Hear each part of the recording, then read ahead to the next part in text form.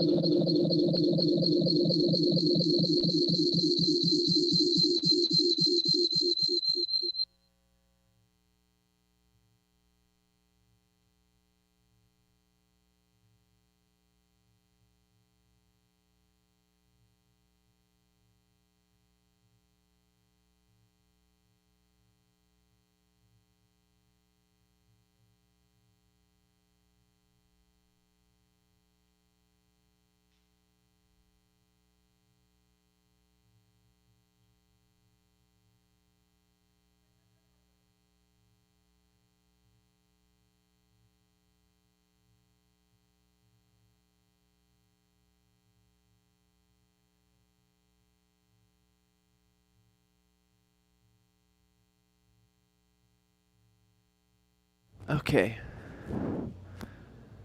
there we go. Make sure I'm in the headphones.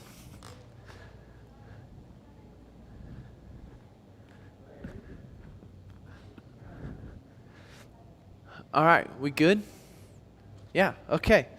Well, it's 6:35, 6:36 now, so we'll go ahead and get started. As always, if you have questions while you're watching, we will open it up for a moment of question and response that we will do at the end. So we'll take those questions. You can text me, you can message in the Zoom, and Kyle will read those out for us this evening. Once it gets up on here, a lot of times we can see them pop up anyways. Or you can comment on the YouTube page if you're watching there, but however you want to do it. But take questions. You can send those in throughout the talk, all of that as well. And we'll have that.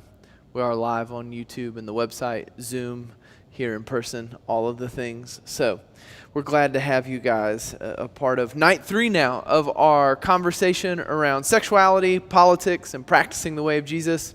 And just so you know, we called it Sexuality and Politics because so much of sexuality is a political hot-button issue, and we're going to get into some of that in the end of week 5, like kind of our recap class. And we touched base on some of that at the start as well, just sort of how we are going to handle those different things and how we can hold certain political ideas in line with what we hold biblically or kind of in the practice of following Jesus, and that they don't have to be at odds sometimes as our society and culture has made them to be.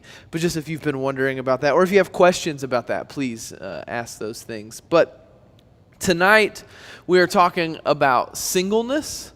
And I think for a lot of people, singleness is a conversation or a topic that in the church we haven't talked a lot about. I grew up in a heavily Catholic area, and so there was a lot of talk about singleness in terms of being a priest and if you went into ministry. And I even remember when I told some of my friends that were very Catholic that I was going to be going into ministry after college, they asked me, well, does that mean you get married? And they were very confused by it. They also wanted to call me Father Jonathan, and in text messages for a long time they did to be funny. But anyways, so that's like kind of the extent of it. Monks, a few missionaries that we know, and that's about as far as we go in terms of talking about singleness as following Jesus. And we are going to get into a few different things, but this whole week, week 1, I joked about having a song stuck in my head, and that was Let's Talk About Sex. And now tonight, or this week, all week, I've had all the single ladies stuck in my head. Now, here's the thing. 1, Beyonce is culturally relevant at the moment if you have Disney Plus or just are on the planet Earth. She's around, you know. But also, it made me think of just like singleness encapsulated any wedding you are at, or almost any wedding you are at. When you hear that song come on, you know what that means, is it is time for all of the people that are single to be outed in that moment. And now some people want that moment to happen, especially as a wedding. They maybe want to advertise their singleness. They think this is the opportunity. Lots of single people, good food, good drinks, some dancing, safe space. Other people think, again, after the 27th wedding I have been at, I have to awkwardly stand in front of all of my friends and family and announce, yes, indeed, I am still one of the single ladies. And you even see it with the tentativeness of wanting to go on to the stage and catch the bouquet. and the tradition around all of that, you guys get it. But we see it. There is a cultural kind of awkwardness to being single, right?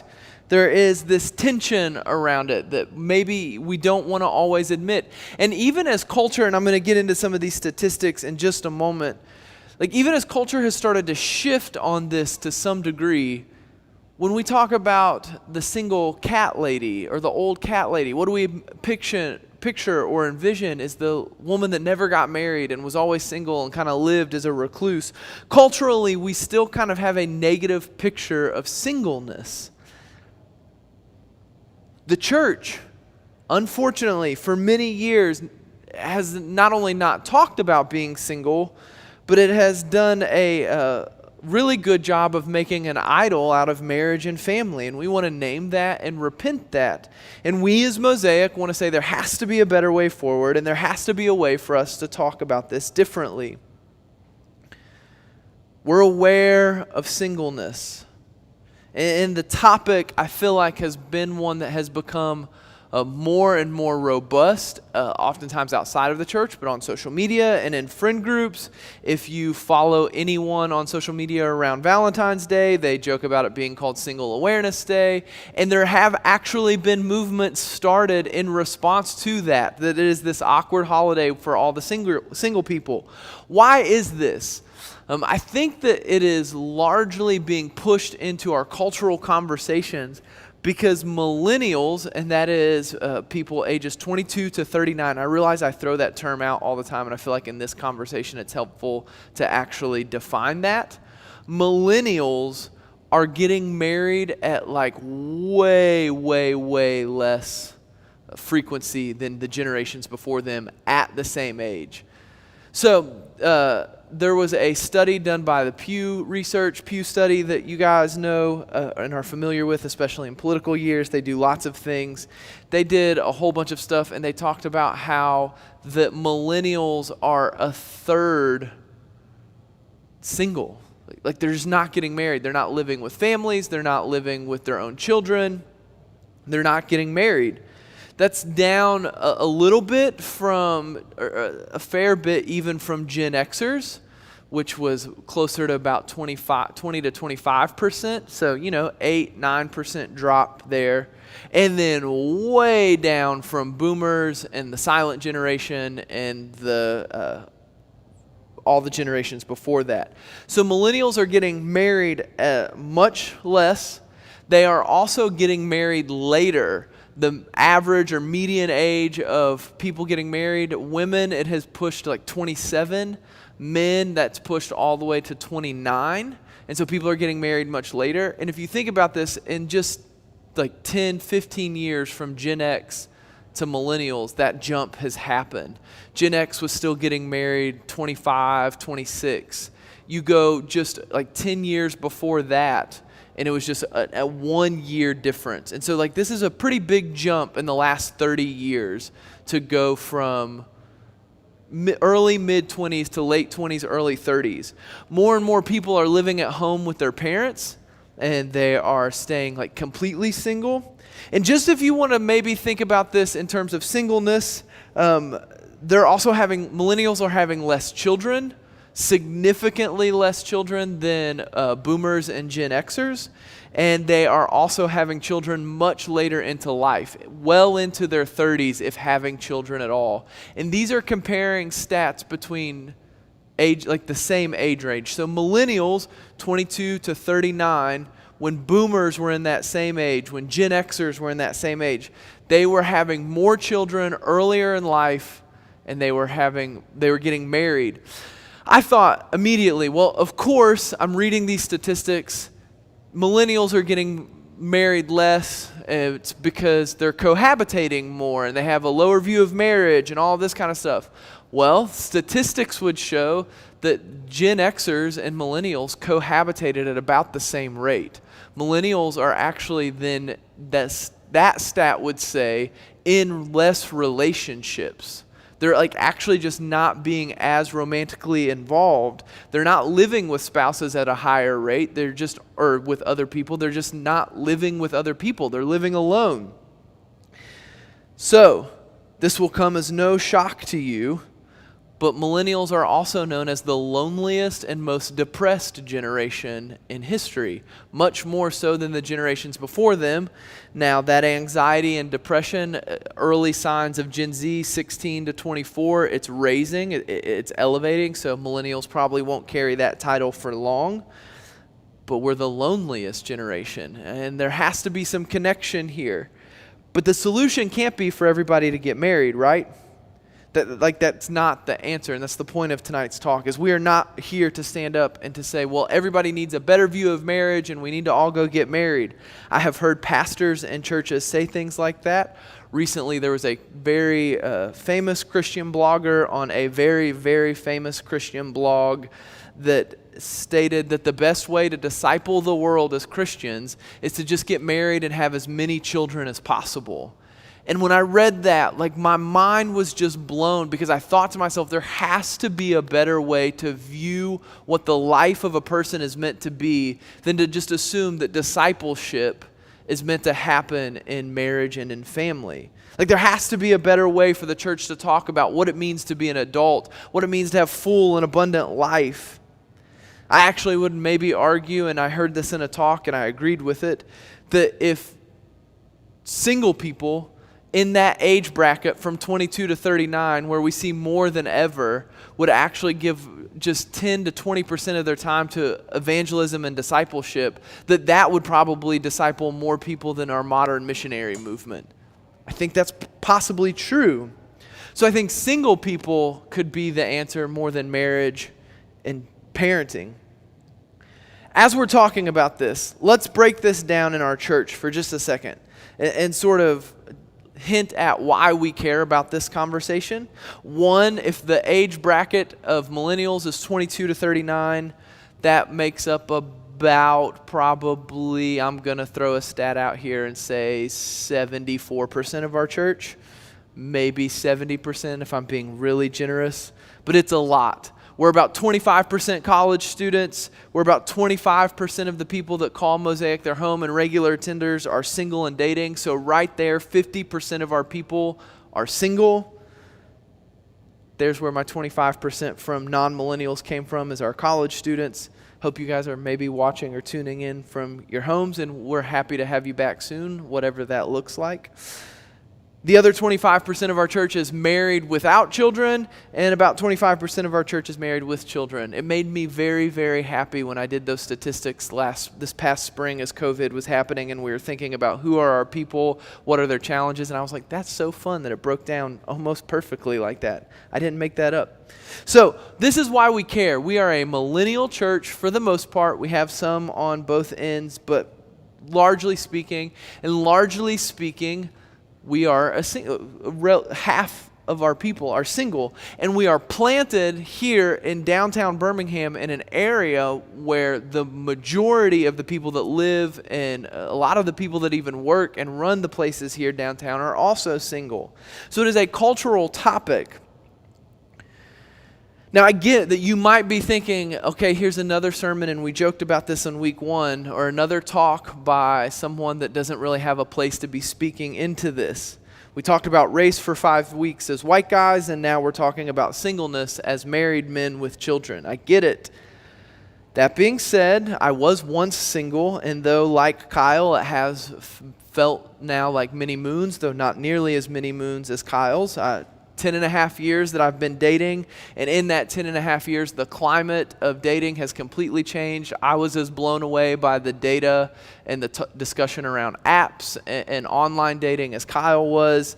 I've been married over 7 years, but one of the reasons that this conversation is so important to me is because the conversation around sexuality and family has been probably, I said this in week 1 as well, like the topic that I have probably cared about or been like sort of enamored by the most. It is something that has been near and dear to my heart, and it's just something that I've looked back on the church and thought to myself over and over again, there has to be a better way than the way I was raised. And that's no knock on my parents or anyone's individual parents. It was a collective movement. It was a cultural movement that we were sort of caught up in the streams of. And the church, I think, just really missed this in a lot of ways.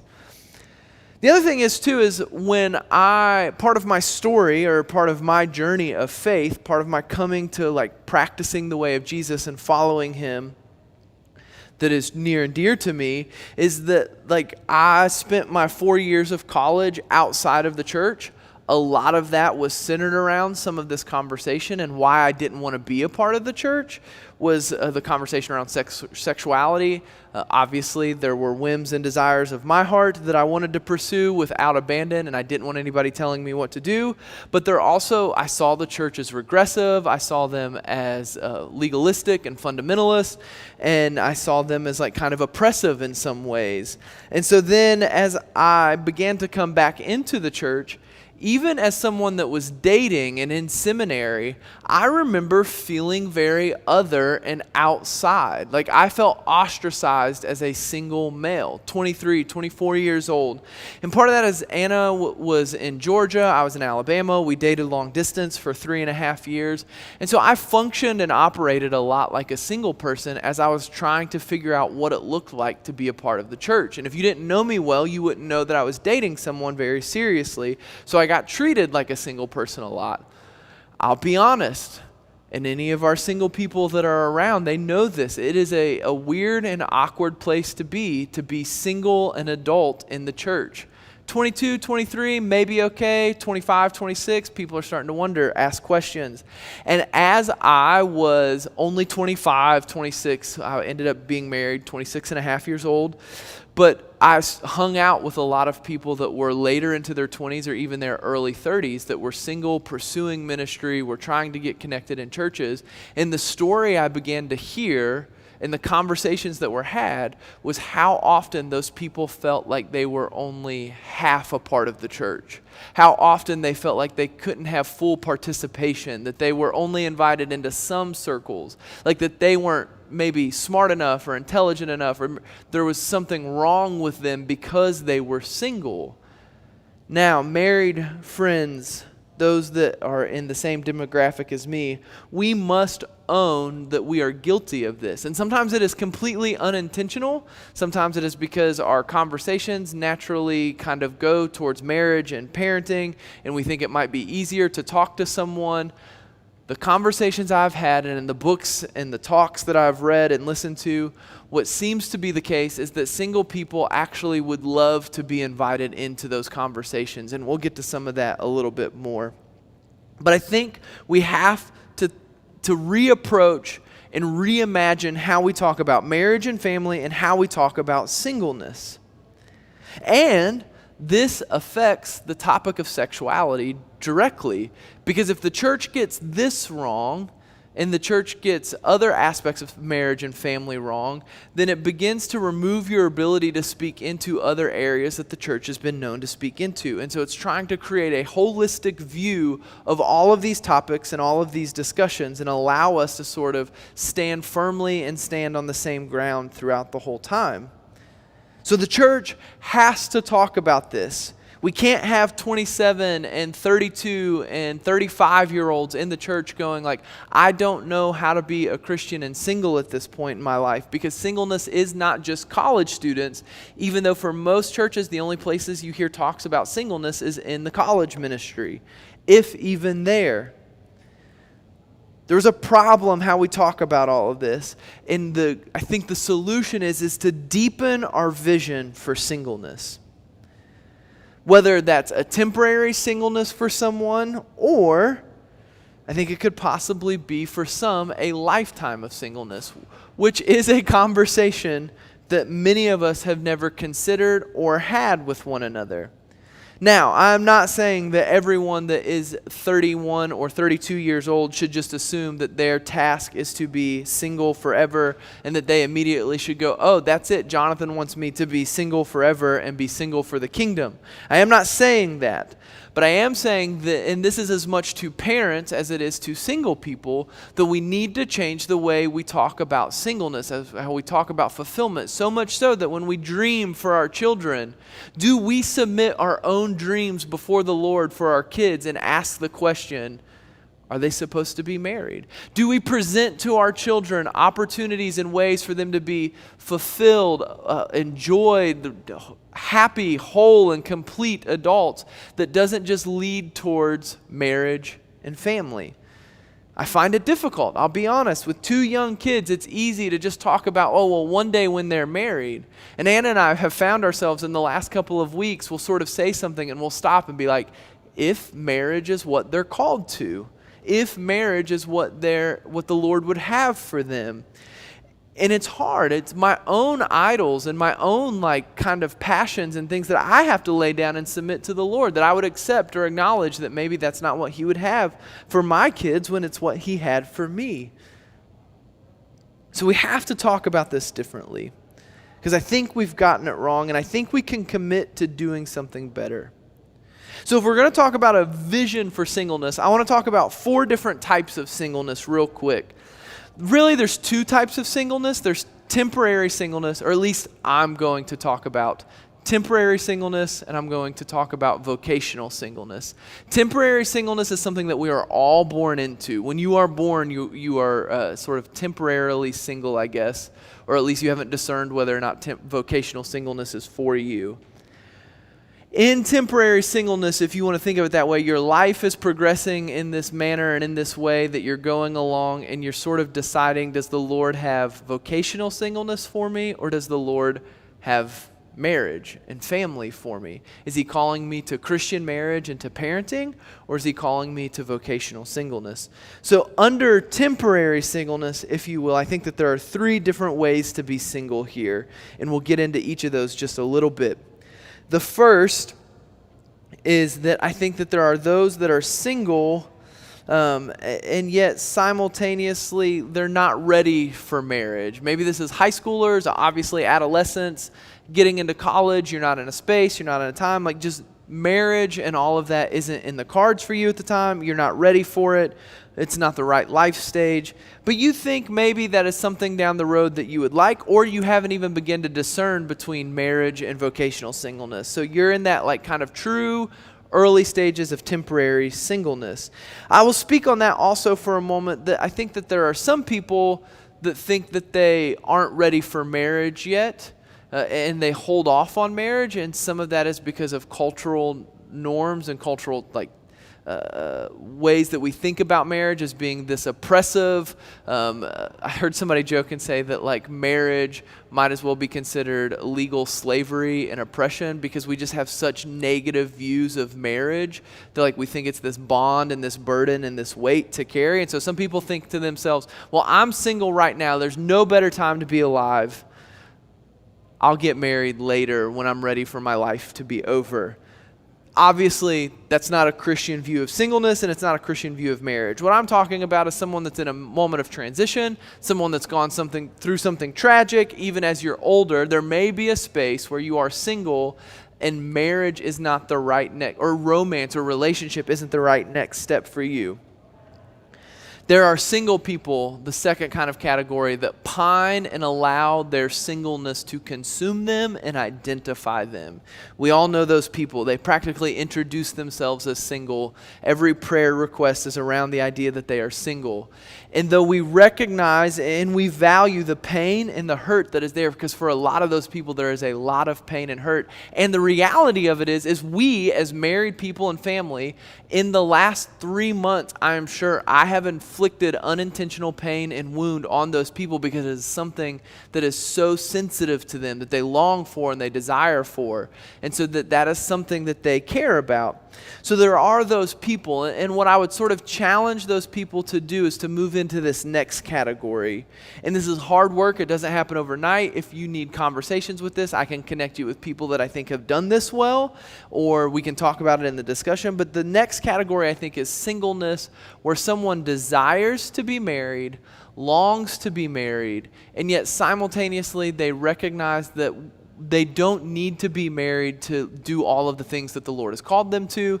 They do not need to be married in order to experience life's abundance and its joys. They do not need to be married to be a whole and complete person. And they can hold in tension, and this is insanely difficult. I get this. but they can hold in tension simultaneously their desire and their longing for marriage and their comfortableness and their completeness in their singleness. And I think that that is kind of the healthiest adult version of singles that we can see. And I think that all people that are in the temporary singleness category should sort of strive or attain to get there. And again, I get that as a married person with children, you can hear me say that and just go well, yeah, that's really easy for you to say, but you don't know my pain, you don't know my struggle. And you are correct in that. It is easier for me to say that than it is for you to walk it out. But that doesn't mean that we are telling you to do this on your own. And we're going to get to some of that more about how families in the church are responsible to come around these single people and walk alongside of them. Then the fourth or the second category of singleness, if you will, is vocational singleness. Now let me define that for just a second, what I mean by this, and I'll give a few little things from what I've read and from hearing other people talk about this, just some tips and kind of guidance on that. Vocational singleness is a calling or an intentional way of living as a single person. It is using your singleness for a specific design and purpose as a lifetime endeavor to singleness for the sake of the kingdom. It is a lifetime. Vocational singleness is a lifetime of sort of giving up for the sake of the kingdom romance.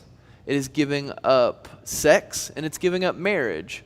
Now notice I did not say it is giving up community. It is not giving up friendships. It is not giving up passions and design. I was joking with the kilos beforehand that you can be single and sensual. You can be single and passionate. You're not calling to give up your sexuality. It is to say that in your sexuality, what you are offering before the Lord is the commitment for the remainder of your life as you've discerned what the Lord would have for you as you mature and as you grow up, that you would be giving your singleness to the kingdom, and you would be using it for the sake of the kingdom. Now, we're going to sort of talk about that for a moment and why that matters and sort of where that comes from. And I think everything that is true for people that are seeking vocational singleness can be, or not everything, but a lot of what we will say about that. If you are temporarily single, I think there's a lot you can glean from and learn from these brothers and sisters that have given themselves to this call and to this work. And there are a lot of them out there, and they've written books, and they have podcasts, and they have blogs, and they speak at conferences. And if you would like that information, we can get it to you if that's something that maybe you would just like to know more about or hear it directly from people that are doing this. We can connect you to those avenues. So, people in vocational singleness, the reality of it is that it is a lifetime. It is not temporary, and we've discussed the difference between that. It is a giving up on so much, but it is not a giving up of who you are. And what we said from the beginning of this class is that sexuality is a part of all humanity. It is God-breathed, and it is God-ordained, and He loves sexuality. And there are passions and desires and aesthetic longings and attractions that you have that do not just leave you, and you are not sinful for pursuing those things or having those desires, having those things in you and a part of you as you live under a Christian view of marriage and sex and hold to a Christian sexual ethic. Those things can still be a part of you. What you are just saying is that for the sake of the kingdom, you feel this intense call from the Lord to pursue this vocationally as a lifestyle, as a way of living, so that you can affect the kingdom. Scripture actually leans really heavy towards this.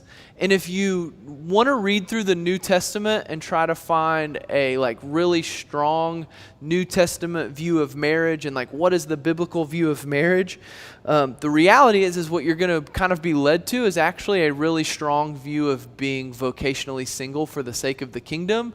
And if you cannot accept that call, and Jesus says this is a heavy call for people to hear, but any who can hear it or who can live this out should.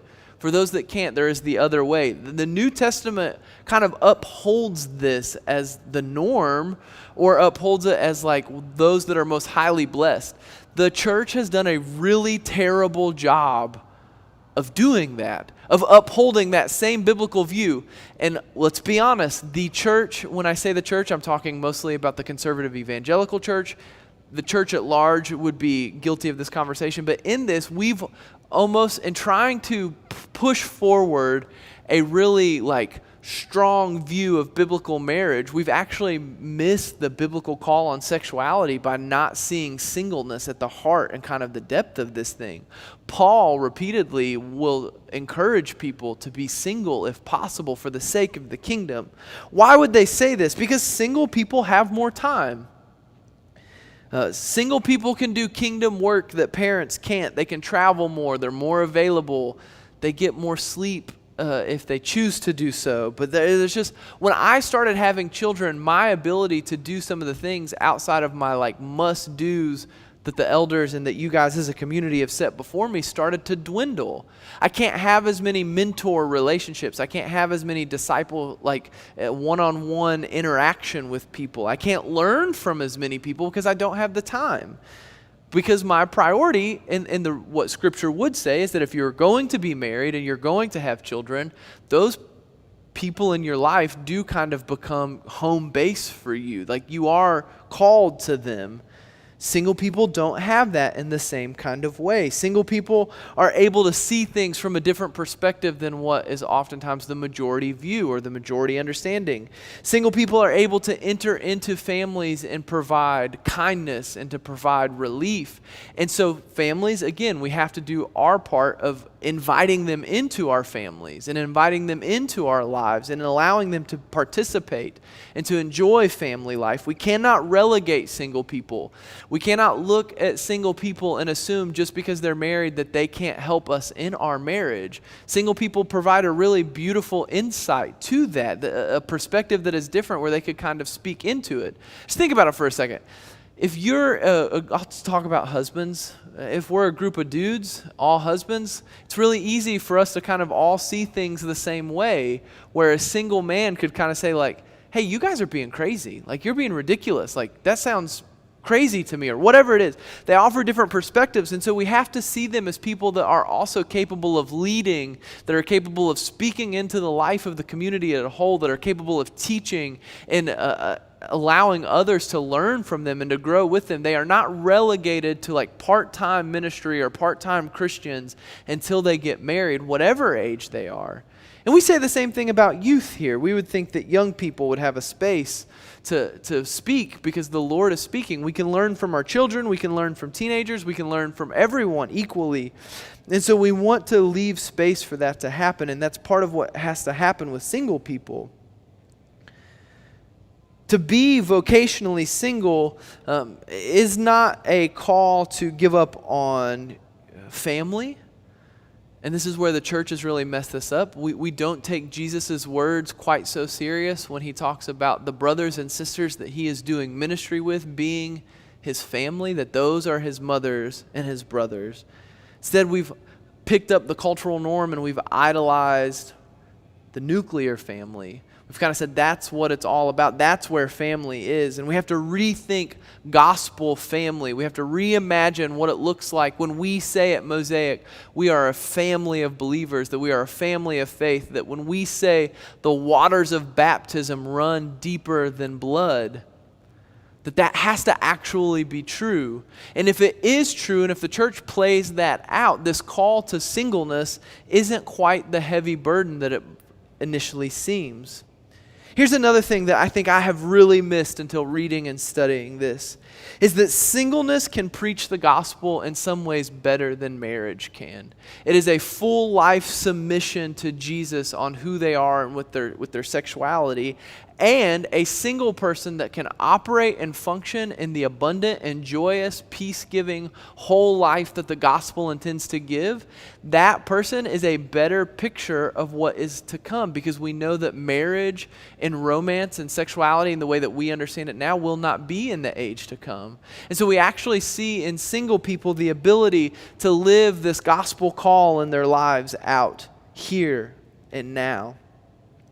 And so they can preach to us the gospel. So single people, and in some sense, this is your call. This is what is laid before you, is that opportunity and the ability to teach the gospel, to preach the gospel with your lives, to see what it looks like to be a whole and complete human that isn't dependent upon someone's affection towards you, that isn't dependent upon the way you look, and you're not constantly competing with, am I attractive enough or am I not? And again, hear me, aesthetic things matter and we get that pain and that suffering, but you can be a model for people. You can be someone that is rooted in Jesus in a different kind of way that we can all look up to and be inspired by. So single folks, use your singleness for the kingdom. Use this time and this place that you find yourself in.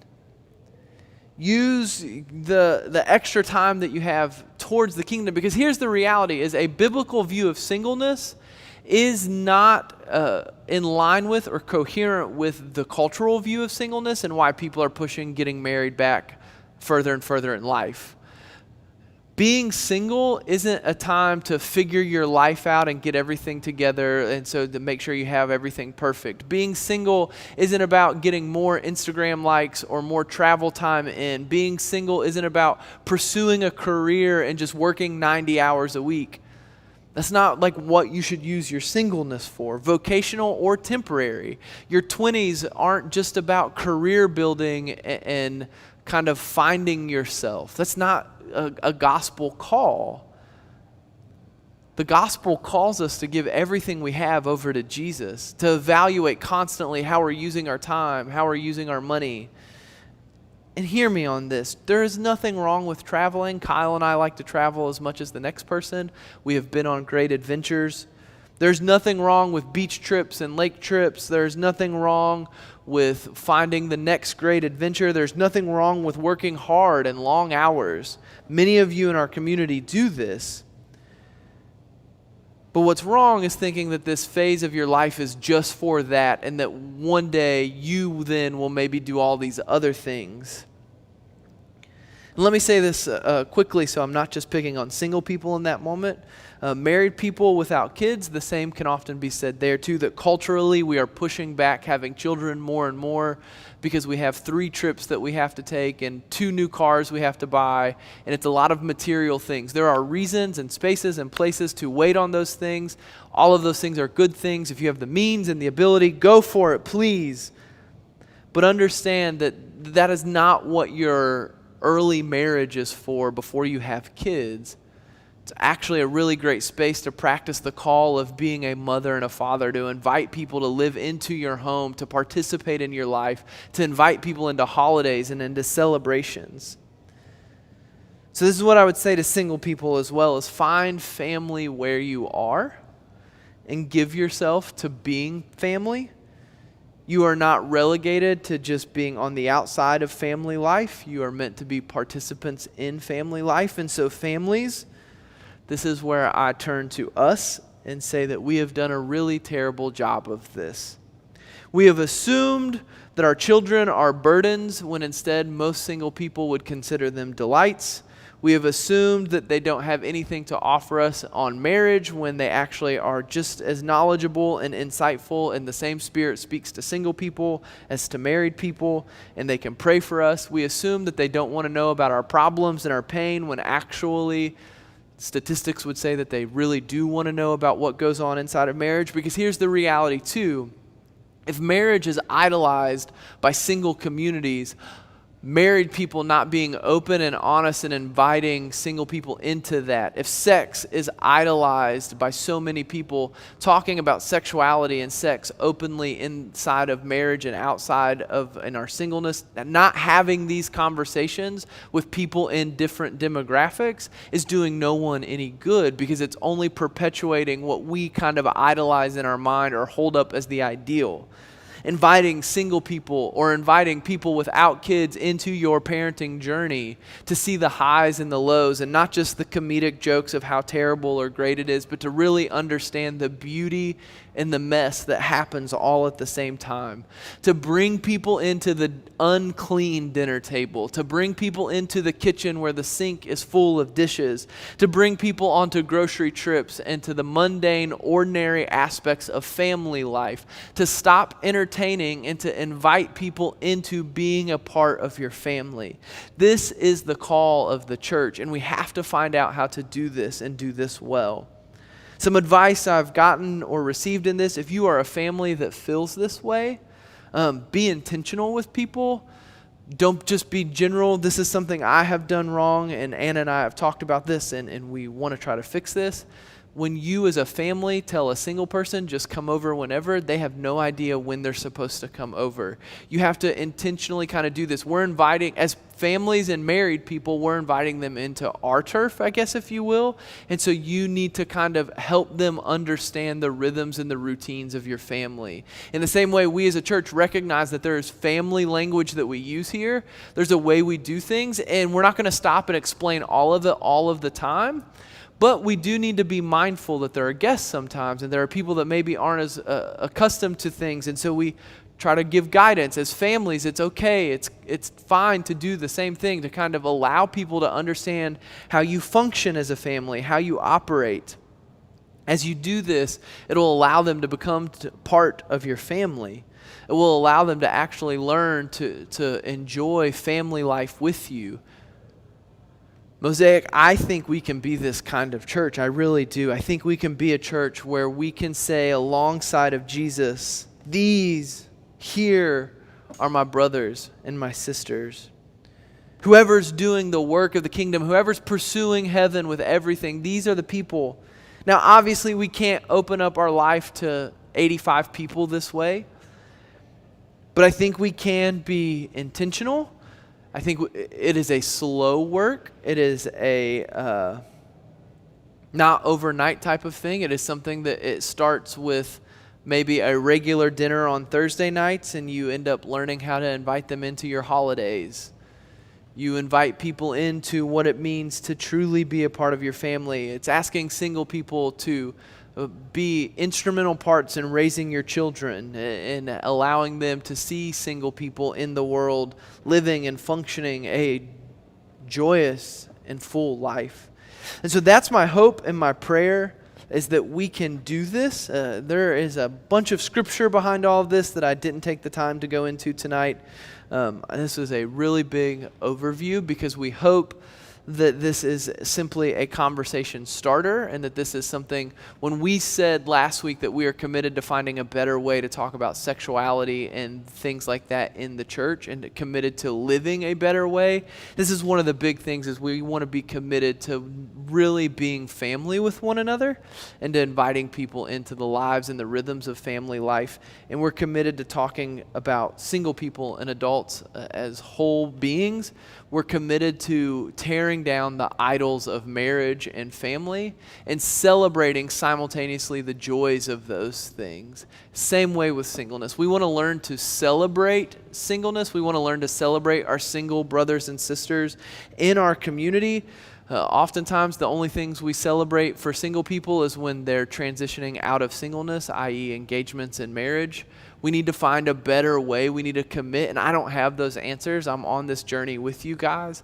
We need to find a better way to celebrate single people, to celebrate milestones in people's lives, to celebrate not just birthdays, because that goes to everybody, but to celebrate promotions and to celebrate all the things that matter to people in their life, and to tell them that they're valued and that they are whole and that they belong here, not just as part-time Christians or part-time church members, but that they matter in our lives and that they belong as our brothers and our sisters. And so that's what I want to commit us to, and I want to continue to dialogue with you all on this and to figure out how we can do this better. We can take questions or comments. I'd love to hear from people on their experiences with some of this in ways that they have grown or maybe been learning with this as well.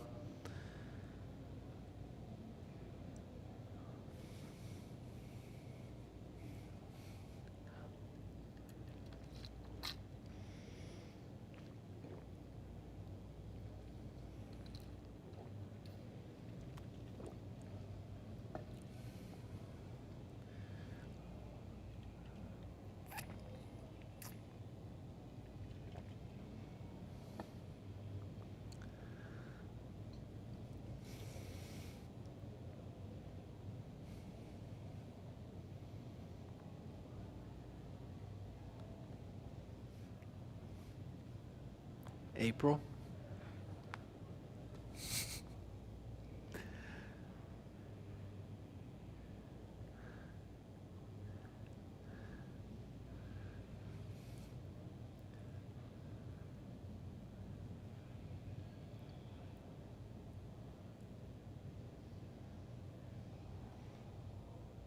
Well, we can shut this thing down too. Oh, hey!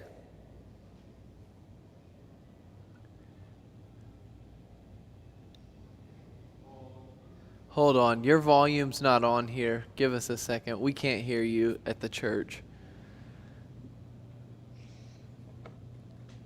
We're trying to set it up so it goes into the live recording.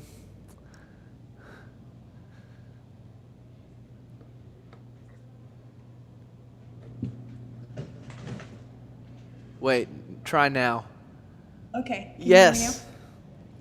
We were reflecting upon the idea of inviting people to help parent and how that's a really beneficial way to create a larger safety net for kids of like accessibility to talk about sensitive subjects, but also have other adults to look up to and other images of parenting and marriage to see. Yeah. Because I don't think that our families are like, we don't have like a mom and a dad and like two kids or something. I feel like we're more blended families nowadays and like step parents and stepdads. So for us to co-parent, that gives those kids an opportunity to see that it's not just about their mom and their dad. It can be about so many more people that Yeah. they can talk to and love. And just general sense of stability. Just reflections. I would agree wholeheartedly.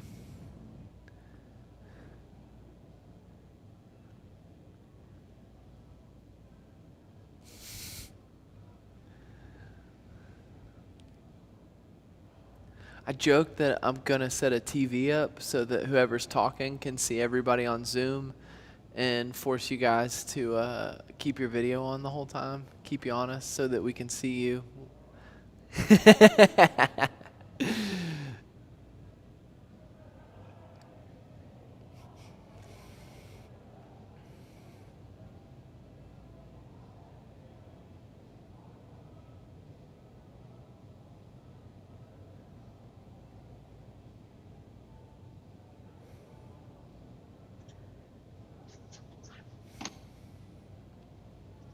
Hey Jonathan, this is Walter. Can you hear me?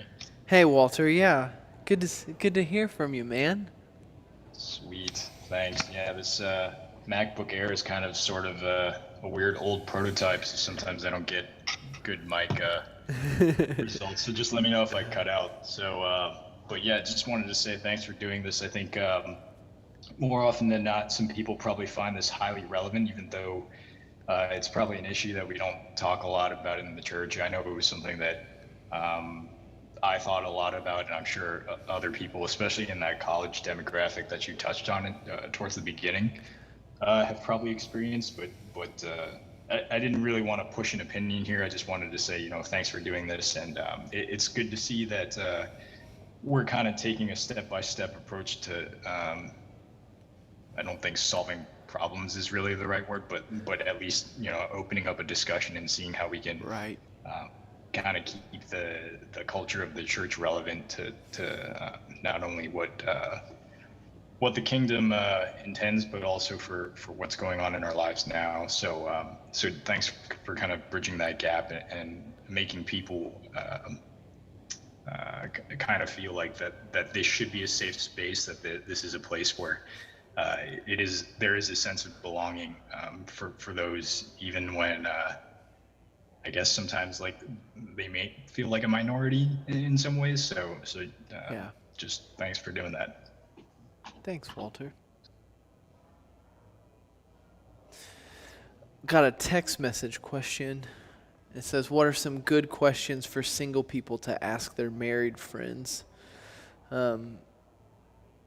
Yeah, it is easier for married folks to kind of speak into single people's lives, I think, because, or it appears easier on the surface. It is easier,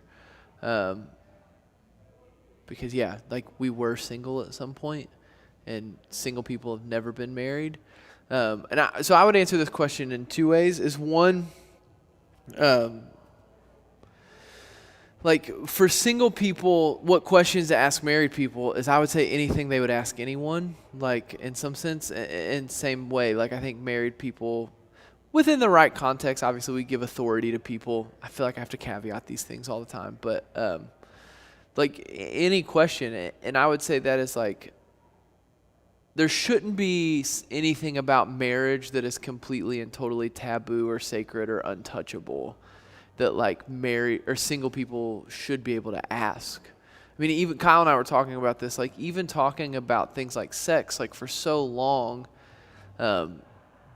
like those have just been things where it's like, well, you don't ask about that because like that's the bad, like we're too sexual or whatever. And like we're taught like sex was bad until you're married. And it's like, well, no, like there's a space to talk about it, and not like details of it or anything like that, but like there's a safe way to talk about sex, whether you're married or single, and especially in really close relationships where people are like given that authority and that place to speak into each other's lives. I think that there's a really solid place for those conversations to take place so that single people can see into it. But then I would also say that single people can ask questions into married people's lives that challenge them and that push them. I didn't say this. One of my favorite pictures of, she's not single, she's a widow, but is Anna in the temple. And she gives herself to like worship and just learning. Like that's like what she gave the rest of her life to, was to being a worshiper in the temple. And if that's true of single people, if that's something that they do, then like in some sense they're going to be in touch with the heart of God in a different kind of way that I don't have space to be. And so like asking questions, coming alongside of me and kind of challenging me.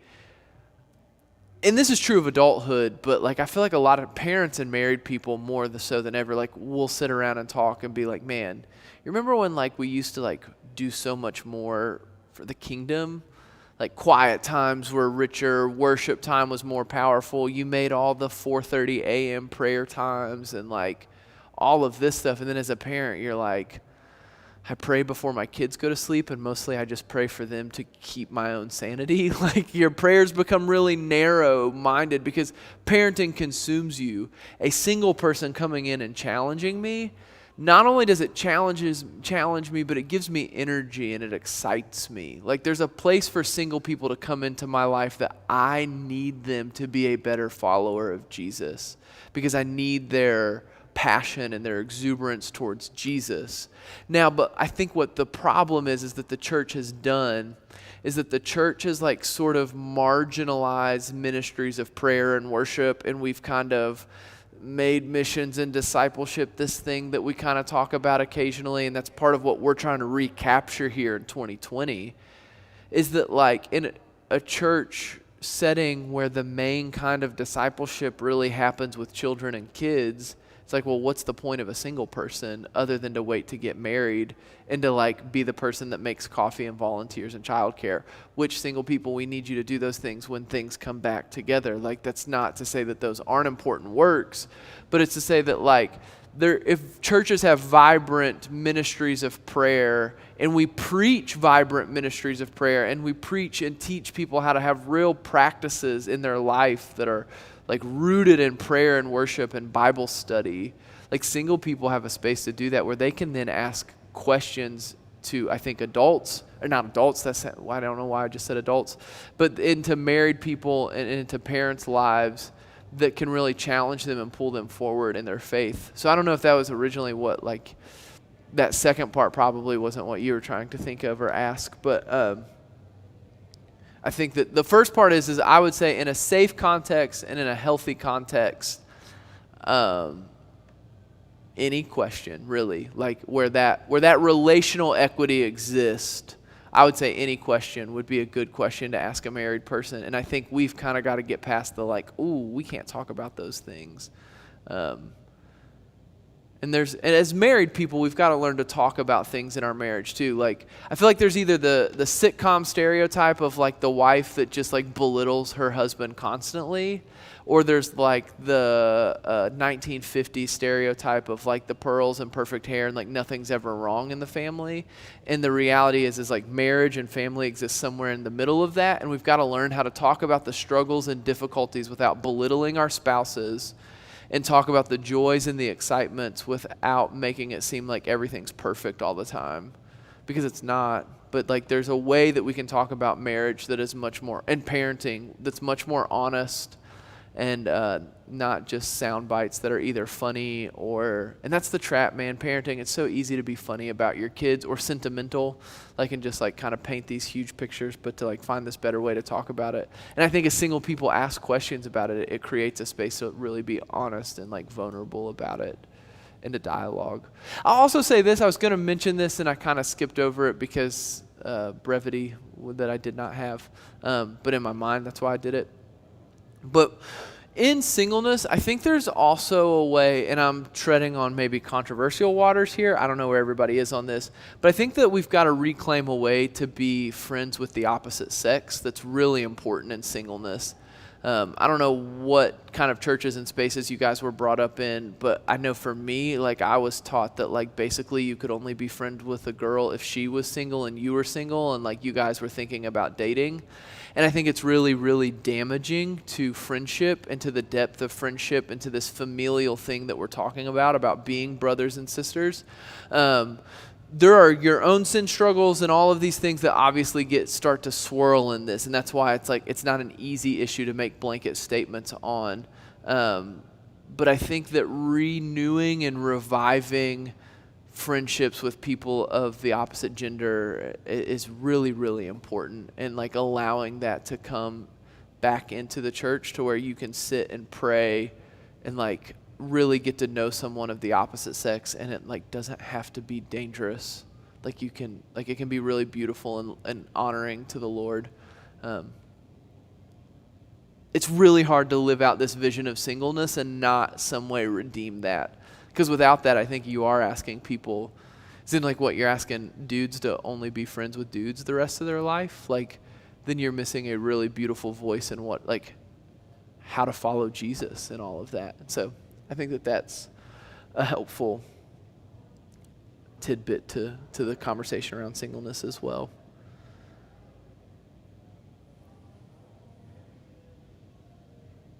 Anything else?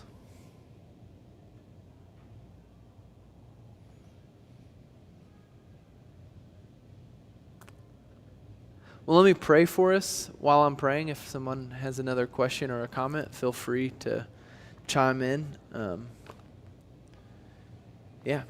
Father, we do just come to you now, and we recognize in all of the ways that we have not always presented marriage and parenting with the most honest approach, in the ways that we've idolized that and kind of put marriage and married people on a pedestal, God. We recognize and we lament and confess the ways, intentionally or unintentionally, that we've demeaned or belittled or marginalized single people in this community, God, and in the church at large. And what we want to say, God, is that we're committed to a way of finding and inviting single people into an abundant life. Calling them, if they feel like they've been sidelined, off the sidelines, God. This way of inviting them into making our families better, God. I need those people to come in and to make me a better follower of Jesus, to show me more of who you are, to learn from them, to grow from them, Lord.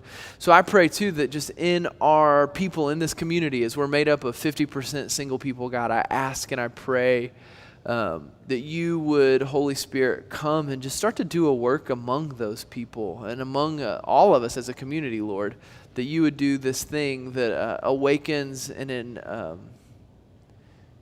new picture of what it means to just be a follower of Jesus, a more holistic view of what it means to be a follower of Jesus, as married or single, God, that this is connecting all of us in a different and a better kind of way. And so we just ask that you would do that work, continue to grow us, challenge us, change us, Lord, transform us to be more and more like you, a yeah, so we love you and we praise you in Jesus' name. Amen. Thanks, y'all.